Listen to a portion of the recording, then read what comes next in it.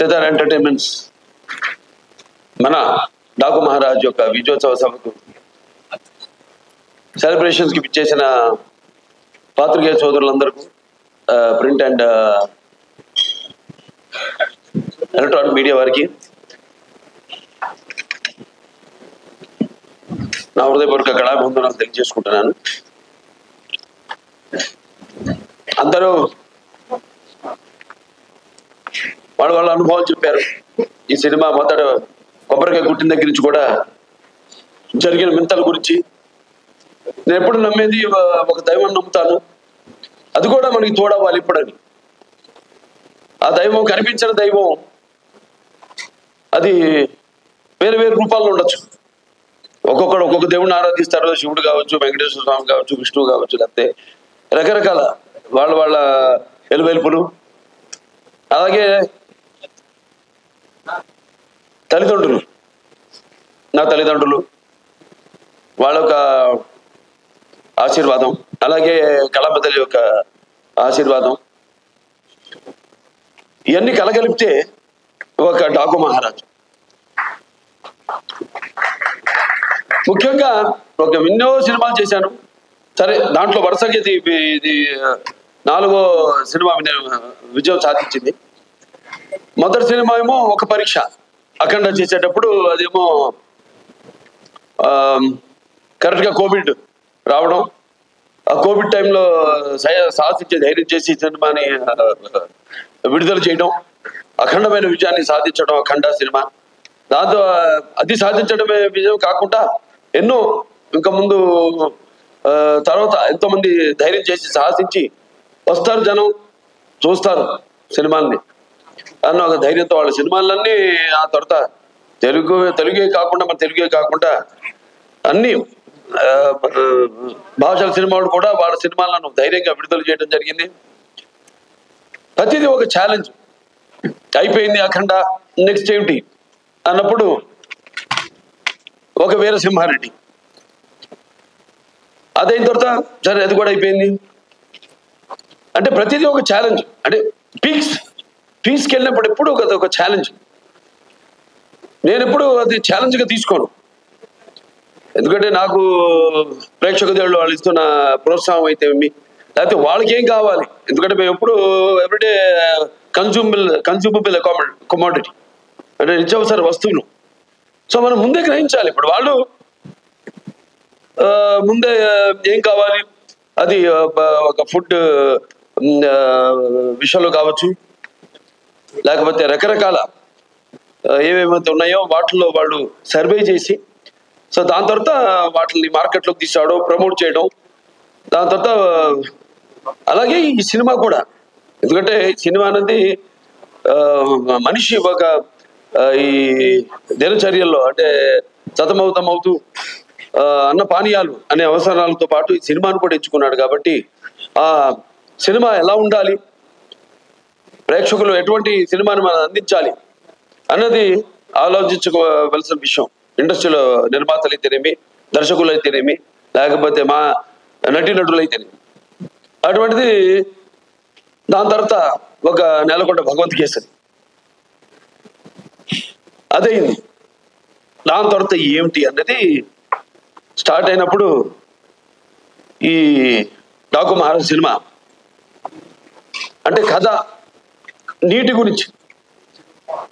అది చాలా చిన్న సమస్య కావచ్చు ఇప్పుడు మనం అనుకోవడానికి, కానీ సినిమా ద్వారా దాన్ని ప్రజల్లో అది ముందు భవిష్యత్తులో ఎలా ఈ నీటి కోసమే ప్రజలు కొట్టుకు చేస్తారు అన్నది వాళ్ళ అవగాహన రేకెత్తించిన సినిమా మన డాకు మహారాజ్.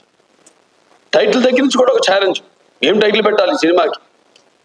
అంశం ఎంచుకున్నప్పుడు ఈ ఒక నీటి సమస్యలు ఎంచుకున్నప్పుడు ఎన్నో సామాజిక మెసేజెస్, అంటే ప్రజలకి సినిమా కేవలం వినోదం కాదు, వాళ్ళ ఒక ఆలోచన రేకెత్తించాలి అన్నది నా నాన్నగారి నుంచి కూడా నాకు వరకు అది వస్తున్న ఒక పరంపర. దాన్ని ఎలా మనం ఈ సినిమాలో దాని గురించి ఇవ్వాలి. నేను ఒక రాయలసీమ అంటే అతి తక్కువ వర్షపాతం ఉన్న ప్రాంతం, దేశంలోనే 2 అతి తక్కువ వర్షపాతం ఉన్న ప్రాంతం. ఆ జిల్లాలో హిందూపురం ఎమ్మెల్యే నేను. ఆ ప్రాంతం యొక్క నీటి సమస్య అంతా తెలుసు. నాన్నగారి ఒక మానసిక పత్రికలు, ఈ తెలుగు గంగ అయితేనేమి, హెచ్ఎన్ఎస్ఎస్ అయితేనేమి, లేకపోతే గాలేరు నగరి అయితేనేమి, ఇవన్నీ అయిన తర్వాత ఎలా మళ్ళీ మనం పూర్తి చేసాం. తెలుగుదేశం అధికారంలో ఉన్నప్పుడు ఎలా, నేను ఎమ్మెల్యేగా ఉన్నప్పుడు అంతా రాసి పెట్టింది. నేను ఎప్పుడు ఎలాగైతే అన్నారు ఫస్ట్ టైం యమన్ బుక్ చేయడానికి ఆవిడ షిరిడీలో ఉంది, ఎవరు మన శ్రద్ధా సిన్హా, అలాగే ఈవిడేమో తిరుపతిలో ఉంది ప్రజ్ఞా జైస్వాల్. అలాగే ఈ నీటి సమస్య కరెక్ట్గా నేను ఎమ్మెల్యే అయినప్పుడే అది పూర్తి కావడం, నేను నా హిందూపురానికి నేను నీళ్ళు ఇవ్వగలగడం. సో ఇదంతా అదంతా కాకతాళీయంగా యాదృచ్ఛికంగా జరిగింది.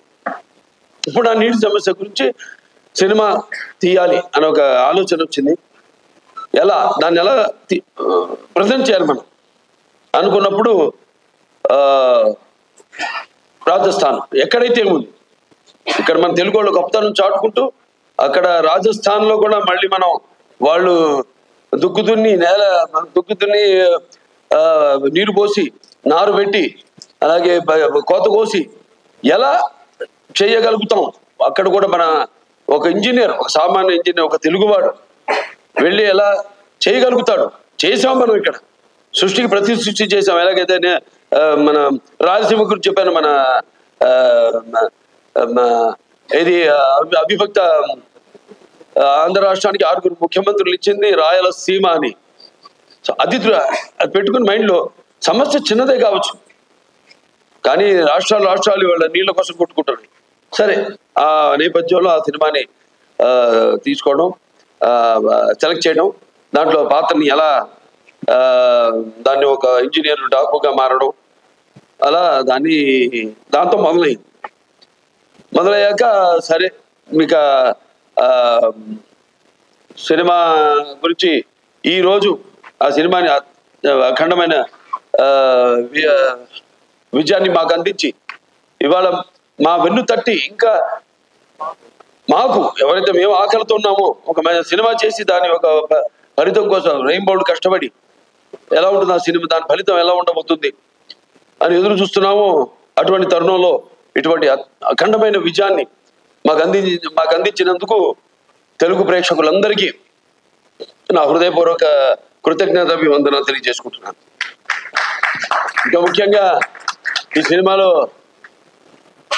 ముందు మా దర్శకుల గురించి చెప్పాలి. బాబీ గారి గురించి, అంటే పుచ్చాలు ఎలా ఏటమూలుగా జారితే ఎంత అందంగా ఉంటాయి కనపడటానికి, అలా ఎంతో అందంగా ప్రతి నటుడి దగ్గర నుంచి కూడా హావభావాలను రాబట్టుకోగలిగాడు మా దర్శకుడు బాబీ. అలాగే బాబీ ఎలాంటి ఒక ప్రియుడిని ప్రేమించినట్టు నన్ను ప్రేమించేసి ఏది వదలకుండా ఎంతో సున్నితంగా ఎంతో నాలో అయిన నట విశ్వరూపాన్ని ఆవిష్కరింపజేసిన బాబీకి నా హృదయపూర్వక కృతజ్ఞతలు తెలియజేసుకుంటున్నాను. ఒక నమ్మకం, ఏదైనా ఒక నమ్మకం ఉంటా, అంటే ఆయన చూడడానికి ఎంత స్టైలిష్గా ఉంటాడు ఆయన, అలాగే ఫస్ట్ హాఫ్ లో కూడా నన్ను అంత స్టైలిష్గా చూపించాడు ఆయన బ్రహ్మాండంగా. ఇక ప్రతి చాలా ఎన్నో విషయాలు డిస్కస్ చేసి సినిమాలో మేము అనుకున్నవి తీసినవి కూడా కొన్ని ఉన్నాయి ఇంకా, కానీ సినిమా నిడువును బట్టి ఎంత ఉండాలి సినిమా అంతే. ఒక చిన్న పాయింట్ నాకు ఇప్పుడు అంటుంటారు, సినిమాని ప్రేమించకూడదు, మనం సినిమా తీయాలి అంతే. ప్రేమించామంటే ఇక మన కంట్రోల్లో ఉండదు, సినిమా అన్నది వెళ్ళిపోతుంది. 3 గంటలు కూడా దాటుతుంది సినిమా. అలాగా చెప్పేదైతే చిన్న పాయింట్, మంచి సన్నివేశాలతో క్లుప్తంగా ఇవ్వగలిగితే డెఫినెట్గా సక్సెస్ అవుతుంది ఆ సినిమా అన్నది. అలాగే బ్రహ్మాండంగా వాళ్ళ టీము అందరు కూడా బ్రహ్మాండంగా వర్క్ చేసి ఇవాళ డైరెక్షన్ డిపార్ట్మెంట్ క్రాంతి అయితేనేమి, లేకపోతే సోమరాజు గారు అయితేనేమి, రాధాకృష్ణ గారు అందరూ, అలాగే ఆయన రైటర్ సంయుక్త మన మోహన్ కృష్ణ గారు, చక్రి గారు, వినీత్ గారు అయితేనేమి, అందరూ ఎంతో బ్రహ్మాండంగా దాన్ని అందరు కష్టపడి ఈ కథను చేయడం జరిగింది, ట్రీట్ చేయడం జరిగింది. ఇక మా తమన్ గారి గురించి పేరు ప్రత్యేకంగా చెప్పక్కర్లేదు. అందరూ ఇంటి పేరు మార్చేశారు. ఇప్పుడు నందమూరి ఎస్ఎస్ తమన్ కాదు, నందమూరి తమన్ అని. కానీ నేనంటాను ఈ రోజు నుంచి నందమూరి కూడా కాదు, ఎన్బికే తమన్ అని. అది బెటర్గా ఎన్బికే తమన్ అని నామకరణం చేస్తున్నాను. అలాగే ప్రతి ఒక్కళ్ళ గురించి చెప్పుకోవాలి సినిమాలో. మా రైటర్స్ అనంత్ శ్రీరామ్ గారు అయితేనేమి, అటు కాసర్ల శ్యామ్ గారు అయితేనేమి, సాహిత్యం అద్భుతమైన. ఇందాక శ్రీరామ్ గారు పాడుతుంటే నా కళ్ళలో నీళ్లు, అంటే చుక్క చుక్క పాట అద్భుతం. తర్వాత చిన్ని చిన్ని అద్భుతం పాటలు. అలాగే మా కాసర్ల శ్యామ్ గారు అటు దబిడి దిబిడి మంచం మా సాంగ్, ఐటమ్ సాంగ్ అన్నది. ఎందుకంటే ఏదో ఒక అమ్మాయి వచ్చి డాన్స్ చేసి వెళ్ళిపోవడం కాదు కదా, అమ్మాయి కూడా ఒక పాత్ర ఉంది ఆ సినిమాలో, ఓరేశ్వర ఒకటేలాగా. సో అద్భుతంగా ఆ పాట, దాని తర్వాత సర్కార్ పాట ఎంతో అద్భుతంగా అన్ని కుదిరినాయి ఈ సినిమాకి. ఇక మా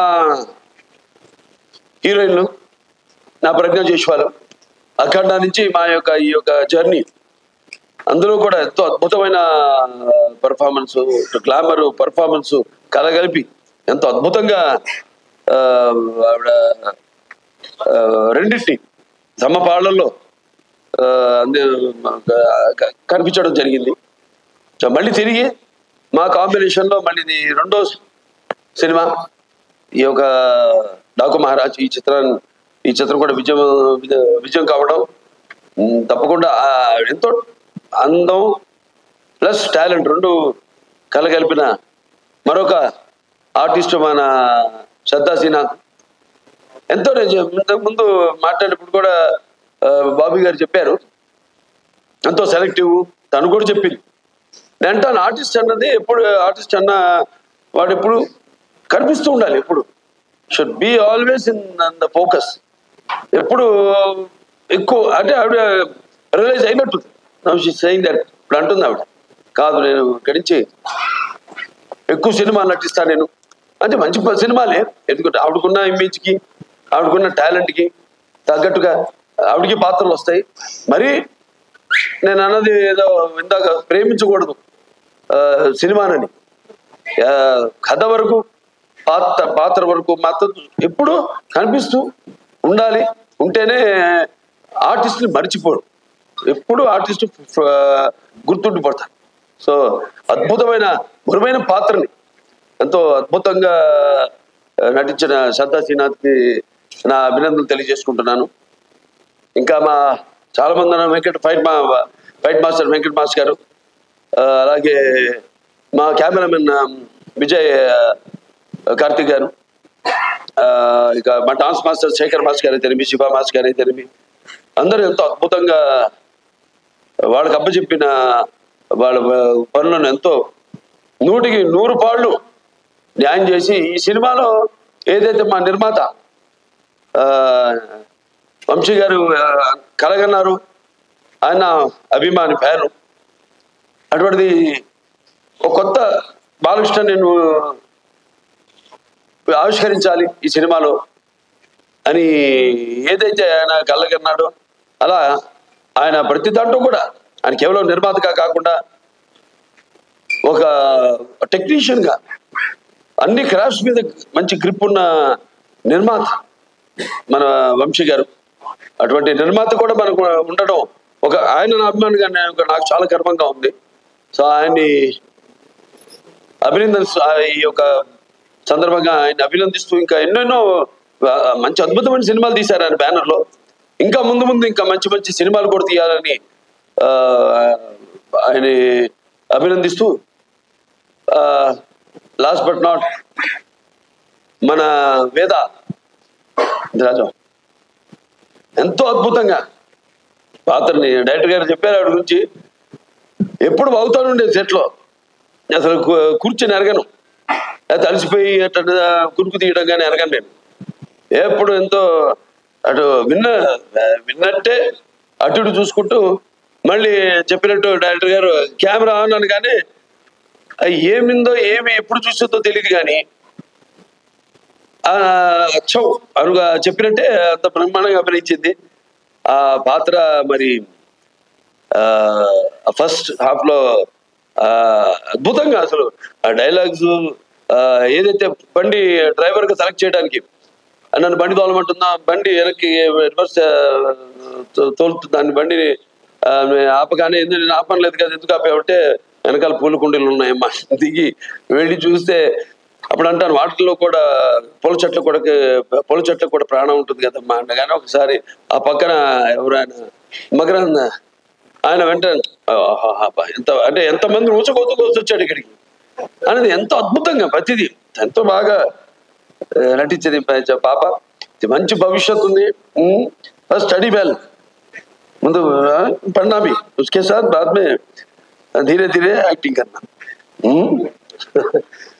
సరే మన సినిమాకి వస్తే చాలా మంది అనుకుంటారు పాత్ర గురించి. ఇప్పుడు పాత్రలో పరకాయ ప్రవేశం అంటే పాత్ర సినిమా కథను ఓకే చేసి ఆ పాత్రకు వెళ్ళే వరకు నాకు తెలీదు.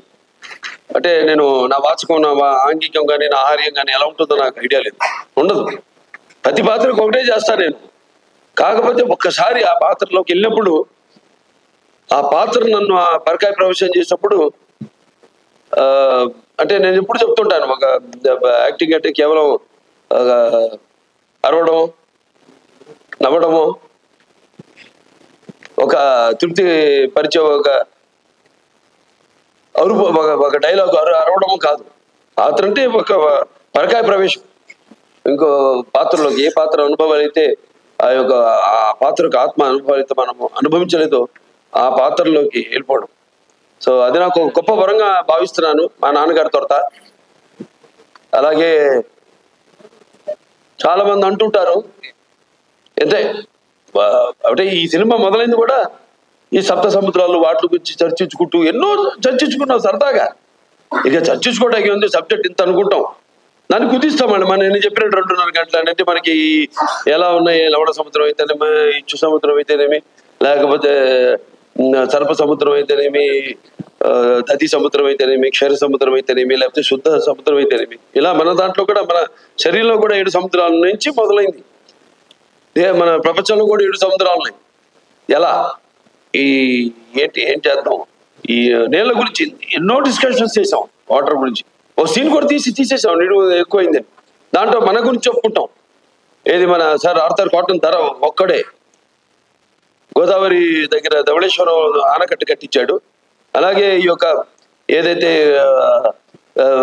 పట్టిసీమ ద్వారా సముద్రంలో వృధాగా కలిసిపోతున్న నీళ్లను మళ్లించి అతి తక్కువ వర్షపాతం ఉన్న ప్రాంతాలకి, కరువు కాటకాలు విలయతాండవాడుతున్న ప్రాంతాలకి నీళ్ళిచ్చిన చరిత్ర మంది అని ఇలా ఎన్నో అన్ని అంటే ఒక మన తెలుగువాడు గొప్పతనం. ఇవాళ ఇక్కడే కాదు, ఎక్కడికి వెళ్ళినా అంతా మన తెలుగువాడు ఉన్నారు ప్రపంచంలో. అటు అమెరికా వెళ్ళినా, ఇటు ఆస్ట్రేలియా వెళ్ళినా. అందుకే ఈయన చెప్పినట్టు, తమన్ గారు చెప్పినట్టు, సినిమా అక్కడ అమెరికా అయితే, ఇటు ఆస్ట్రేలియా అయితేనేమి, ఇటు ఇంగ్లాండ్ అయితేనేమి, అక్కడ ఆఫ్రికా అయితేనేమి, ఎక్కడెక్కడ మన ప్రవాస తెలుగు వాళ్ళు ఉన్నారు. అక్కడ వాళ్ళే కాకుండా ఇవాళ మన తెలుగు సినిమా ఏ రేంజ్కి వెళ్ళిందంటే ఇవాళ అవతల వాళ్ళు అంటే ఆ దేశస్తులు కూడా మన సినిమాను చూసి ప్రశంసించే స్థాయికి మన తెలుగు చలనచిత్ర పరిశ్రమ ఎదిగిందంటే మరి మనం ఎంతో మంది దానికి మన గొప్పలు మనం ఎక్కువ చెప్పుకోము. సో కాబట్టి ప్రేయర్లో అప్రస్తుతం ఇక్కడ. ఎందుకంటే నా వరకు నేను నా గురించి ఆలోచించుకుంటుంటాను. నా వరకు నేను ఎంత బాగుండాలి అంత అన్నంత ఒక స్వార్థం అయితే తమన్ గారు చెప్పారు చాలా వివరంగా. ఇవాళ ప్రపంచం ఎలా ఉందో, ఎంత కుదించుకుపోతుంటో అంత క్లిష్టంగా తయారవుతుంది ప్రపంచం. ఇవాళ నీళ్ళ గురించి తీసామంటే నీళ్ళే ఇవాళ అక్కడ చైనా అయితేనేమి, గాజెస్ అయితేనేమి, లేకపోతే ఇవాళ బ్రహ్మపుత్రం మీద రేపు ఆనకట్ట కట్టాలి వాళ్ళు అనుకోవడం అయితేనేమి, రేపు అబ్దుల్ కలాం గారు చెప్పినట్టు ఇక ముందు జరగబోయేది వెపన్స్ కాదు, యుద్ధాలు, వాటర్ వార్స్ జరుగుతాయని ఆయన యుఎన్ఓలో ఆయన ప్రసంగంలో చెప్పడం జరిగింది అబ్దుల్ కలాం గారు. అలా ఎన్నో చూసుకుంటే నా వరకు నా రికార్డ్స్ నా రికార్డ్స్ అన్ని అన్స్టాపబుల్, నా కలెక్షన్స్ అన్ని అన్స్టాపబుల్, నా అవార్డ్స్ అన్ని అన్స్టాపబుల్, నా రివార్డ్స్ అన్ని అన్స్టాపబుల్. వీళ్ళకి ముఖ్యంగా తెలుగు ప్రజానికానికి అలాగే నా అభిమానులందరూ కూడా నా కృతజ్ఞతలు తెలియజేసుకుంటున్నాను. ఎందుకంటే మనం ఇచ్చిన దాన్ని ఆదరించి కొత్తదనాన్ని ఎప్పుడూ ఆస్వాదిస్తారు మన తెలుగు వాళ్ళు అన్నదానికి ఒక నిదర్శనం. అంటే నాకేంటంటే సినిమా అంటే ఒక భాషా భేదం కానీ, లేకపోతే ఒక ఆడమ్మగా తేడా కానీ, లేకపోతే దానికి దారిద్ర్య తారతమ్యములు కానీ, పండిత బామరాది పట్టుబిడుపులు కానీ, అభిమాన దురభిమానులని అడ్డుకోవడం ఉండమన్నది నాకు నమ్మకం. అటువంటిది మంచి సినిమాని ఈరోజు ఒక మన ఈ డాకు మహారాజ్ని అందరూ ప్రేక్షకులందరూ ఆదరించారంటే మరి మన వాళ్ళ తత్వం, వాళ్ళ నేచర్ ఏంటో. అంటే ఒకసారి నేను అన్నట్టు మంచి తీస్తే ఏదైనా వాళ్ళ స్వీకరిస్తారు, బ్రహ్మరథం పడతారు అన్న దానికి ఇవాళ ఈ డాకు మహారాజ్ సక్సెస్ ఒక పెద్ద ఉదాహరణ. సో వాళ్ళందరూ కూడా నా తెలుగు ప్రేక్షక దేవుళ్లకు అభిమానులకు అందరికీ నా కృతజ్ఞతలు తెలియజేసుకుంటూ, అలాగే ఈ సినిమా ఒక సక్సెస్ ఫంక్షన్ అనంతపూర్లో చేద్దామని అనుకున్నప్పుడు ఆ క్రితం ముందు రోజు ఒక అనుకోని సంఘటన జరగడం, దాంతో మళ్ళీ దాన్ని క్యాన్సిల్ చేయడం, ఎంతో వ్యయప్రయాసాలు కూర్చి అభిమానులు అక్కడ మా టీంని స్వాగతం పలకడానికి ఎన్నో ఏర్పాట్లు చేసుకున్నారు వాళ్ళంతా. అటువంటిది క్యాన్సిల్ అయింది, వెళ్ళలేకపోయాం. రేపు 22 వచ్చే 22 అంటే బుధవారం అక్కడ అనంతపూర్ వాళ్ళ సమక్షంలోనే అనంతపూర్ అభిమానులు అక్కడ మా ప్రజల యొక్క సమక్షంలో రేపు ఈ యొక్క డాకు మహారాజ్ యొక్క విజయోత్సవ పండుగను అక్కడ జరుపుకోబోతున్నాం అని చెప్పుకోవడానికి ఎంతో సంతోషంగా ఉంది. సో చాలా మరొకసారి అందరికీ నా ధన్యవాదాలు తెలియజేసుకుంటున్నాను. ఇక ముఖ్యంగా పాత్రికేయ సోదరులందరికీ, ప్రింట్ అండ్ ఎలక్ట్రానిక్ మీడియా వారందరూ కూడా ఒక మంచి సినిమాని ఇచ్చినందుకు మంచి రివ్యూస్ ఇచ్చి దాన్ని ప్రచారకర్తలుగా ఇప్పుడు ఏదైనా ఉంటుంది, ప్రభుత్వం ఒకటి అనుకుంటే దాన్ని మరి ప్రజల్లోకి తీసుకెళ్లేది ఎవరంటే కింద బ్యూరోక్రాట్స్, దాన్ని ఇన్కార్పొరేట్ చేయడం. అటువంటిది మంచి సినిమానికి మంచి రివ్యూస్ ఇచ్చి ప్రజల్లోకి తీసుకెళ్ళిన నా పాత్రికేయ సోదరులందరూ కూడా నా కృతజ్ఞతలు తెలియజేసుకుంటూ, మరొకసారి అందరికీ టీం అంటే కార్ డ్రైవర్ నుంచి కూడా ప్రొడక్షన్ బాయ్ వరకు, మాకు వంటలు వండి పెట్టిన వంటవాడి దగ్గర నుంచి కూడా ప్రతి ఒక్కరికి పేరు పేరున నా కృతజ్ఞతలు తెలియజేసుకుంటూ